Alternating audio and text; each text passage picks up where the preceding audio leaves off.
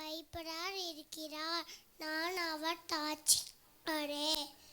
கர்த்தர் நல்லவர், அவர் கிருபை என்றும் உள்ளாரே.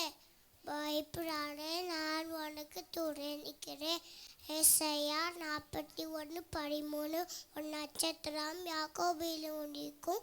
நமக்கு ஒரு பாலன் பிறந்தார், நமக்கு ஒரு குமாரன் கொடுக்கப்பட்டார். அவர் நாமம் அதிசயமானவர், ஆலோசனை கர்த்தர். Very to everyone.